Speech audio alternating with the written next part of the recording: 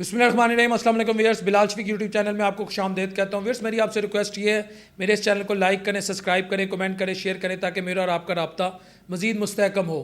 سیاستدان اگر اپنی عزت کے لیے, اپنی ڈگنیٹی کے لیے, اپنی حرمت کے لیے پیک ایکٹ بنا سکتے ہیں کہ ان کے خلاف کوئی بات کرے, ان کو کوئی گالیاں دے, ان کے خلاف کوئی جھوٹ بول دے, ٹھیک ہے جی, اس پر پیک ایکٹ نافذ کر دیا جائے, بنا دیا, ہمیں قانون کا احترام کرنا چاہیے.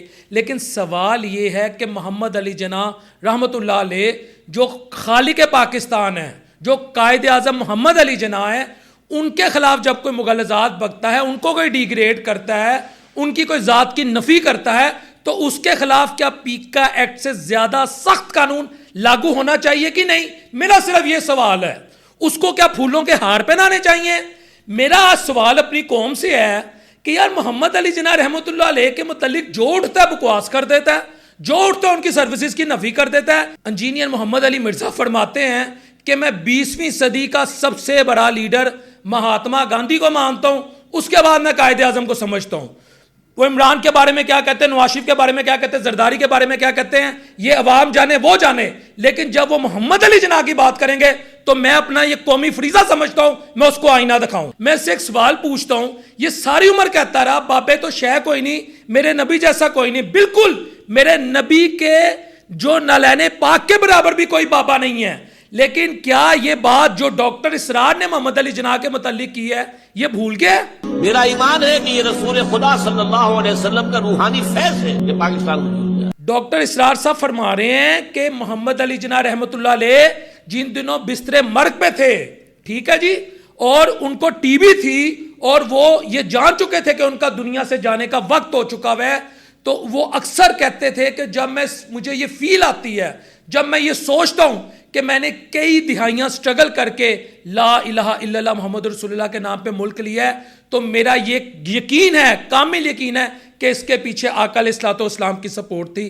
تو محمد علی مرزا جو تم کہتے ہو کہ تم 20ویں صدی کا سب سے بڑا لیڈر مہاتما گاندھی کو مانتے ہو, اس کے بعد تم محمد علی جناح کو رکھتے ہو, تو تمہیں یہ بات کہتے ہوئے شرم نہیں آتی؟ تمہارا دل نہیں کامتا, تمہارا کلیجہ نہیں ہلتا کہ کہاں محمد علی جناح, کہاں مہاتما گاندھی؟ اور تم مجھے یہ بتاؤ کہ محمد علی جناح کے متعلق کبھی تم نے پڑھا کہ وہ ہیں کون؟ اسٹینلے والپٹ ایک ہسٹورین ہے, اس نے محمد علی جناح کے متعلق جو بات کی ہے میں ویورز آپ کے سامنے رکھتا ہوں. وہ کہتا ہے few individuals significantly alter the course of history, few still modify the map of the world, hardly anyone can be credited with creating a nation state. Muhammad Ali Jinnah did all three. یعنی بڑے کم ایسے لوگ تھے جنہوں نے تاریخ کا دھارا بدلا, بڑے کم ایسے لوگ تھے جنہوں نے دنیا کا نقشہ بدلا, اور بڑے کم ایسے لوگ ہیں جنہوں نے ایک نیشن سٹیٹ بنائی. محمد علی جناح نے تاریخ کا دھارا بھی بدلا, اس نے دنیا کا نقشہ بھی بدلا, اس نے ایک ریاست بنائی. یہ محمد علی جناح کے بارے میں اسٹینلے والپٹ کہتے ہیں. اس کے علاوہ میں آج آپ سے ایک سوال کرتا ہوں, آپ نے 1937 سے 1947 تک کبھی محمد علی جناح رحمۃ اللہ علیہ کی تقاریریں سنی؟ انہوں نے اسلام کی قوالی کی ہے, قوالی یہ اولیاء کرام فرما گئے ان کے بارے میں. انہوں نے ہر جگہ کہا ہمیں اسلام چاہیے, ہمیں نبی کا دین چاہیے, ہمیں پاکستان بطور ایسی لیبارٹری چاہیے جہاں اسلامی قوانین کا نفاذ ہوگا. انہوں نے تب باقاعدہ تکرار کی, جو بات اقبال اپنی شاعری میں کر کے گیا محمد علی جناح نے اس کو امپلیمنٹ کیا. میرا دادا اگر جلندر سے آیا, ویئرس میرا جلندر سے تعلق ہے, وہاں پر ان کا اچھا خاصا کاروبار ہے, شکر اللہ کا کہ ہمیں اللہ یہاں بھی اچھی روٹی دیتا ہے, لیکن بہت بڑا کاروبار تھا. میں آج آپ کے آگے خدا کی قسم اپنی ہسٹری رکھتا ہوں, لیکن جس وقت میرے دادا کو یہ پتا لگا کہ ایک ایسے ملک میں ہم جا رہے ہیں جہاں قرآن و سنت کا نفاذ ہوگا, وہ آگے پیچھے. اور لوگ تو اس ملک میں اس لیے آئے کہ آقا علیہ الصلوۃ والسلام کے نام پہ ملک ہم نے لیا ہے. تم کہتے ہو کہ تم گاندھی کو بہت بڑا لیڈر مانتے ہو, گاندھی کا امپیکٹ کیا آیا؟ آپ اکثر یہ کہتے جی کہ وہ نان وائلنٹ یعنی عدم تشدد پہ گاندھی یقین رکھتا تھا, اور اس نے بڑی زبردست تربیت کی اپنے فالوورز کی. اگر وہ عدم تشدد پہ یقین رکھتا تھا یا اس کے فالوورز اس سے انسپائر تھے, تو میرے دو سوال ہیں علی مرزا آپ سے. نمبر 1, جس وقت مائیگریشن ہوئی تو مسلمانوں کا قتل عام کیوں ہوا؟ سوال نمبر 1. سوال نمبر 2, ان کو خود ایک انتہا پسند ہندو نے قتل کر دیا. گاندھی کا تو خود ایک انتہا پسند ہندو نے قتل کیا تھا. اچھا محمد علی جناح نے کیا کیا؟ یہ سنیں, محمد علی جناح نے سب سے پہلے مسلمانوں کو کنونس کیا کہ ہمیں ایک علیحدہ ریاست لینی ہے. کوئی اپنا گھر بار چھوڑ کے ہزاروں لاکھوں میل سفر کرتا ہے؟ یہ سن مرزا علی، میں آپ کے لیے بتا رہا ہوں، آپ کہتے ہو وہ لیڈر ہی نہیں تھا. دوسرا، گوروں کو قائل کیا کہ یہاں پر ایک خطہ ایسا ہے جو مسلمانوں کے لیے مخصوص کر دیا جائے. مسلمان پولیٹیکلی، ریلیجیسلی، اکنومیکلی، سوشلی ہر طرح سے ہندوؤں سے اور دیگر قوموں سے علیحدہ ہیں. مسلمان ایک آئیڈینٹی رکھتے ہیں. دو قومی نظریے کو امپلیمنٹ کیا. مجھے بتا کوئی بندہ اس خطے کا ایسا بتا دے جس نے ہندوؤں کی علیحدہ شناخت بنائی ہو، جس نے کہا کہ ہندو سوشلی، پولیٹیکلی، ریلیجیسلی مسلمانوں سے علیحدہ. وہ تو کہتے تھے یہ خطہ گو ماتا کے لیے لیا گیا. یہ کام کوئی مائیکا لال کر سکتے؟ ٹی بی کا پیشنٹ کرتا رہا جس کی جیب میں کھوٹے سکے تھے. نمبر 3، انہوں نے ہندوؤں سے اور انگریزوں سے پھر ایک سٹرگل کی، کانسٹیٹیوشنل سٹرگل، پہلے کنونس کیا، پھر سٹرگل کر کے ایک خطہ لیا. ایک طرف مغربی پاکستان، ایک طرف مشرقی پاکستان. وہ ہماری نااہلی تھی، وہ ہمارا نکما پن تھا کہ ہم مشرقی پاکستان نہیں سنبھال سکے. آج جا کے دیکھ لو مشرقی پاکستان، آج بھی وہ محمد علی جناح کو یا حسینہ واجد، پوسٹ حسینہ واجد جو مشرقی پاکستان یا بنگلہ دیش ہے، آج وہ محمد علی جناح کو وہ عزت دیتے ہیں جو دینی چاہیے. تو میرا سوال یہ، محمد علی جناح کا مقابلہ آپ گاندھی سے کرتے ہو؟ کوئی شرم ہے؟ نعرہ مارتے ہو کہ بابے تے شے کوئی نہیں، میرے نبی جیسا ہے کوئی نہیں. بالکل میرے نبی جیسا کوئی نہیں ہے. تو جس کے پیچھے نبی کا فیض ہو، نبی کی نظر کرم ہو، اس کا مقابلہ تم گاندھی سے کر کے کہتے ہو گاندھی بڑا لیڈر تھا. شرم آنی چاہیے آپ کو. یہ میرا آپ کے بارے میں پیغام ہے. اور ویئرس، اگلا میرا ٹاپک ہے خواجہ آصف صاحب کی ٹویٹ. خواجہ آصف صاحب جو پاکستان کے وزیر دفاع ہے، وہ یہ کہتے ہیں کہ پاکستان کی افسر شاہی، پاکستان کی بیوروکریسی پرتگال میں پراپرٹی لے چکی ہے، آدھی سے زیادہ جو ہماری افسر شاہی ہے، اور وہاں شہریت لینے کے چکروں میں ہے. پھر وہ یہ بھی کہتے ہیں کہ عثمان بزدار کے دور کے ان کے قریبی جو بیوروکریٹ تھے، انہوں نے اپنی بیٹی کی جو شادی تھی اس کی سلامی پہ 400 کروڑ پہ وصول کیے اور پرسکون زندگی گزارے ہیں.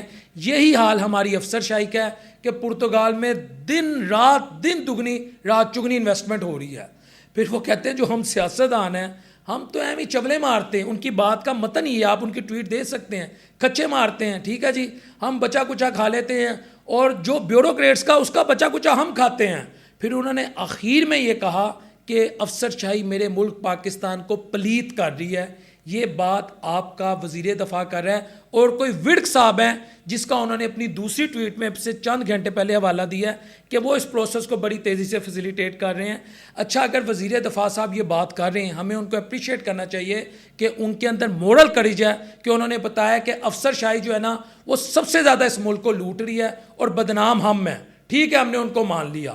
آپ کس بات کو مون کرتے ہیں؟ تو خواجہ صاحب سوال یہ پیدا ہوتا ہے کہ حکومت آپ کی ہے، ادارے آپ کے پاس ہیں، قانون نافذ کرنے والے ادارے آپ کے ساتھ ہیں، تو پھر آپ ایک انڈیپینڈنٹ انکوائری کیوں نہیں کرواتے؟ اگر گھڑی چوری پہ جو ہماری نون لیگ کی حکومت یا پیپلز پارٹی کی حکومت یا کوئی بھی کہتا رہا کہ خان گھڑی چور ہے، اس نے کرپشن کی ہے، ٹھیک ہے جی، اس نے پیسے کھا لیے، اس نے لوٹ لیا ملک کو، اس کو ہم چھوڑیں گے نہیں، آپ اس کا احتساب کر رہے ہیں. صحیح ہے غلط ہے، میں اس بحث میں نہیں ہوں. تو ان افسروں کا جن کے متعلق آپ کہہ رہے ہیں کہ آدھی سے زیادہ جو افسر شاہی ہے وہ پاکستان سے باہر پرتگال میں پراپرٹی لے چکی ہے، وہاں رہائش اختیار کرنے جا رہی ہے. ایک 20ویں 21ویں سرکاری ملازم کی تنخواہ اتنی کیسے ہو سکتی ہے کہ پرتگال میں کروڑوں اربوں کی پراپرٹی لے لے؟ یہ تو میگا سکینڈل ہے پاکستان کی ہسٹری کا. تو اس کو آپ ایکسپوز کریں، اس کو ڈیک آؤٹ کریں، اور جو کلپریٹ ہے اس کو قانون کے مطابق سزا دیں. خدا کی قسم پاکستان کی عوام آپ کے ساتھ کھڑی ہوگی. یہ میں آپ کو حقیقت بتا رہا ہوں. اگر انصاف ڈسکریمنیٹری ہوگا کہ جو آپ کو برا لگتا ہے اس پہ آپ نے سب کچھ تھوپ دیا، اور جو آپ کے ساتھ ہیں اس کے ساتھ آپ کچھ نہیں کر رہے، صرف آپ اخبار کی حد تک یا ٹویٹ کی حد تک یا الیکٹرانک اور سوشل میڈیا کی حد تک پیغامات دے رہے ہیں، تو پھر یہ زیادتی ہے. اور پھر کارروائی اس کے خلاف بھی ہونی چاہیے. کوئی صحافی کرپشن کرے اس کے خلاف بھی کارروائی کرے، جو ریٹائرڈ بیوروکریٹس ہیں ان کے خلاف بھی کارروائی کرے. ادھر ایک عام آدمی، میرا سوال ہے، پیرا فورس آ گئی ہے، اس پیرا فورس کی وجہ سے ایک عام آدمی ریڑھی لگاتا ہے، اس پہ ایف آئی آر درج ہو جاتی ہے. کسی کا بورڈ یا بینر دکان پہ لگا ہوتا ہے، اس پہ ایف آئی آر درج ہو جاتی ہے. ریڑیاں توڑ دی جاتی ہیں، کہتے ہیں جی ہم نے قانون کی حاکمیت کو، رول آف لا کو انشور کرنا ہے. موٹر بائک میں آئے روز چلان ہوتے ہیں، چنچی والوں کے آئے روز چلان ہوتے ہیں، وہ لاکھوں کروڑوں اربوں روپیہ سرکاری خزانے میں جا رہا ہے. ٹھیک کر رہی ہے ریاست، میں بحث نہیں کرتا، میں کیوں کہوں کہ غلط کری ٹھیک کری، آپ کریں ٹھیک کریں.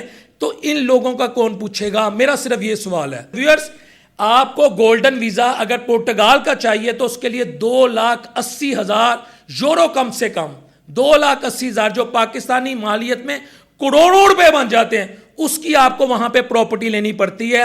اس وجہ سے یہ جو ہماری افسر شاہی ہے یہ پرتگال میں انویسٹمنٹ کر رہی ہے. اگر خواجہ آصف صاحب کی بات درست ہے، جو میں مانتا ہوں درست ہوگی، پھر ان کو وہاں فائدہ کیا ہے؟ وہاں جو یہ پیسے انویسٹ کرتے ہیں یہ پوچھا ہی نہیں جاتا. سیف ہیون ہے کہ جی پیسے کہاں سے آئے ہیں، لیگل ہیں انلیگل ہیں. وہ کہتے ہیں انویسٹ کرو، ہم آپ کو گولڈن ویزا دیتے ہیں، گولڈن ویزا کے بعد آپ کو وہاں کی ریزیڈنس دیتے ہیں، آپ کا جو پیسہ وہاں آتا ہے اس کی چھان بھی نہیں ہوتی، آپ وہاں انویسٹ کر دیتے ہو. اس کے ساتھ ساتھ وہ یورپی یونین کا حصہ ہے پورٹگال، پھر شینجن کنٹریز کے ساتھ آپ شامل ہو جاتے ہیں.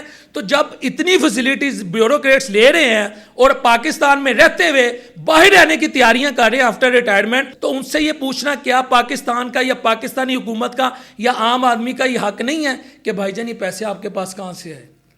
یہ پیسے کیا عوام کے ٹیکسز کے ہیں یا آپ کی محنت کے ہیں یا آپ کے دادا تھے کھرب پتی تھے انہوں نے آپ کو ٹرانسفر کر دی، یا والد آپ کے ارب پتی کھرب پتی تھے انہوں نے آپ کو ٹرانسفر کر دیے؟ کوئی اس کی ٹریل ہے، کوئی منی ٹریل ہے؟ اگر نواز شریف صاحب کا احتساب ہو سکتا ہے، عمران خان کا احتساب ہو سکتا ہے، زرداری کا احتساب ہو سکتا ہے، تو پاکستان میں بیوروکریٹس کا احتساب کیوں نہیں ہو سکتا؟ میرا صرف ایک سوال ہے کہ جو بوڑھا ہے، جو آپ کے ساتھ نہیں چل رہا، اس پہ گھڑی چوری کا الزام لگ گیا، اور جو آپ کے ساتھ چل رہا ہے وہ باہر کھربوں روپے کی پراپرٹی بنا رہا ہے لیکن اس کو کچھ نہیں کہا جا رہا. اور ویئرس آج کی جو تیسری خبر وہ انتہائی افسوسناک ہے. میں ہمیشہ کہتا ہوں کہ پاکستان کی حفاظت پاکستان کے محافظ کر رہے ہیں، عوام بھی کر رہی ہے، اور وہ ماؤں کے بچے جو 18 20 22 24 سال کی عمروں میں فوج میں کمیشن حاصل کرتے ہیں، کوئی سپاہی بھرتی ہوتا ہے، کوئی سیکنڈ لیفٹیننٹ بھرتی ہوتا ہے، اور یقین کریں ان کے گھروں میں وہ لوور مڈل کلاس انتہائی سفید پوش گھروں سے ان کا تعلق ہوتا ہے. چھوٹی چھوٹی فیملیز ہوتی ہیں. کبھی آپ ان گھروں میں جائیں تو آپ کو اندازہ ہو کہ ان کے گھر والے بھی وہی پرابلمس فیس کرتے ہیں جو ہم لوگ کر رہے ہیں. تو مستونگ بلوچستان میں اس دھرتی ماں کا ایک بیٹا میجر طاہر انڈین سپانسر خوارج کے ہاتھوں شہید ہو گیا. تو ہمیں میجر طاہر کے احصال ثواب کے لیے دعا کرنی چاہیے.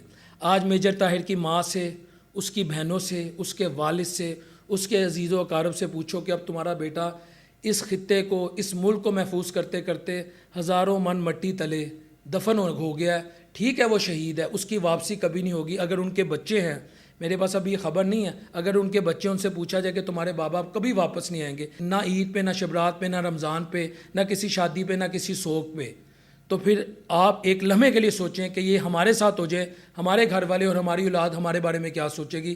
تو ہمیں میجر طاہر کے احصال ثواب کے لیے دعا کرنی چاہیے. اور ویئرس اگلی اور لاسٹ خبر ہے، اعظم نذیر طارر صاحب جو ہیں انہوں نے آج پھر پارلیمنٹ کے فورم سے یہ آفر کیا اپوزیشن کو کہ آئیں مل کے ڈائیلاگ کریں، ساتھ بیٹھیں، عوام کی بہتری کے لیے قانون سازی کریں، پاکستان کو آگے لے کے چلیں. یہ بڑی اچھی آفر ہے. اور وہ کہتے ہیں پہلے بھی ہم نے آفر کی ہے، ہماری کابینہ میں بھی یہ ڈسکشن ہوتی رہتی ہے کہ اپوزیشن کو ساتھ لے کے چلا جائے.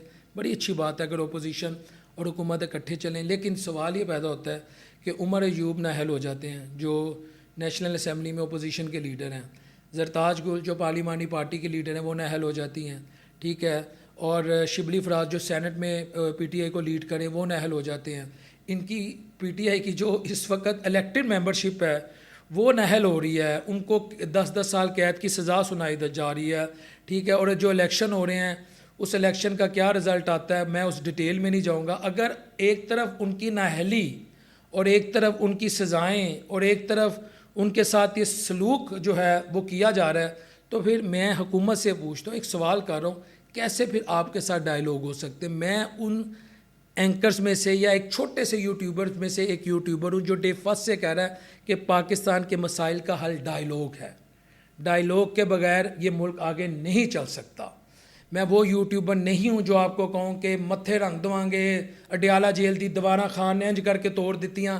میں آپ لوگوں کے ساتھ جھوٹ نہیں بول سکتا، لیکن میں اس چیز پہ بھی بلیو کرتا ہوں کہ ڈائیلاگ کا مقصد یہ ہونا چاہیے کہ جس نے کرپشن کی ہے اس کو سزا ملے، ملک میں فری اینڈ فیئر الیکشن ہو، عوامی مینڈیٹ کے تحت حکومت آئے، عوام اور اداروں کے درمیان محبت ہو، عوام اور حکومت کے درمیان محبت ہو، حکومت ہو، اپوزیشن ہو اور ادارے ہوں، ان کو بھی مل کے چلنا چاہیے. میں اس ڈائیلاگ پہ بلیو کرتا ہوں، لیکن احتساب کے بعد ایسا احتساب جس میں کسی بھی سیاسی جماعت کا کوئی شخص ہو، کوئی بھی صحافی ہو، کوئی بھی سماجی شخصیت ہو، سیاسی شخصیت ہو، افسر شاہی سے اس کا تعلق ہو، اگر اس نے اس ملک میں قانون کی وائلیشن کی ہے، اگر اس نے انسانی حقوق غصب کیے ہیں تو اس کو بھی سزا ملنی چاہیے. السلام علیکم ورحمۃ اللہ وبرکاتہ.